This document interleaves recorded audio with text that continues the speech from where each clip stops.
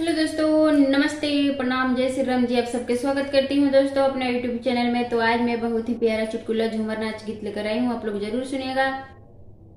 अच्छा लगेगा तो छोटा सा प्यारा सा कमेंट करिएगा। शुरू से लेकर अंत तक सुनिएगा इस हमारे झूमर नाच गीत को। दोस्तों चुटकुला देहाती भोजपुरी है, तो आप लोग बने रहिएगा हमारे इस गीत को सुनने के लिए। आप सभी को स्वागत है हमारे चैनल में। तो मैं जा रही हूँ सुनाने। शुरू से लेकर अंत तक सुनिएगा गीत। वीडियो अच्छा लगेगा तो चैनल को सब्सक्राइब करिएगा और छोटा सा प्यारा सा कमेंट कर दीजिएगा कि आप लोग को ये अच्छा लगा है दोस्तों। तो चलिए मैं सुनाने जा रही हूँ, आप लोग बने रहिएगा, आधा अधूरा करके मत जाइएगा इस हमारे गीत को। बैगन बारी में करैला तूर चलाए सखी, बैगन बारी में करैला तूर चलाए सखी।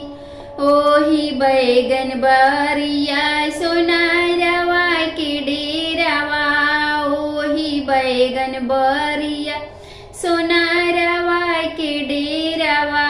झुमुका देखा के रस ले लाए सखी, बैगन बरिया में करैला तूर चलाए सखी, बैगन बरिया में करैला तूर चलाए सखी।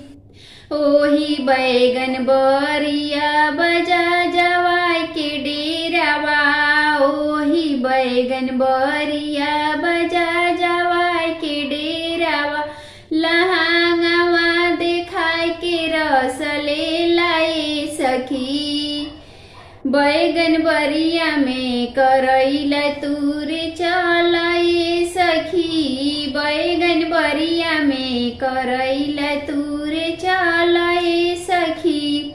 ओही बैगन बरिया चूड़िहरवा के डेरावा, ओही बैगन बरिया चूड़िहरवा के डेरावा। कंगनवा देखाई रस ले लाए सखी, बैगन बरिया में करैला तूर चलाए सखी, बैगन बरिया में करैला तूर चलाए सखी।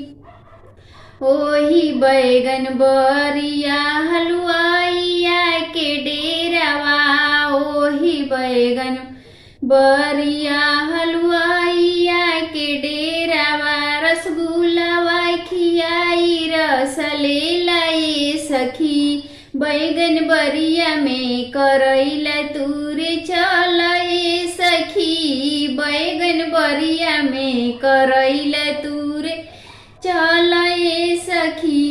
वही बैगन बरिया पनहेरिया के डेरावा, वही बैगन बरिया पनिहरिया के डेरावा। बीरावा खिया के रस ले लाए सखी, बैगन बरिया में करैला तूर चलाए सखी, बैगन बरिया में करैला तूर चलाए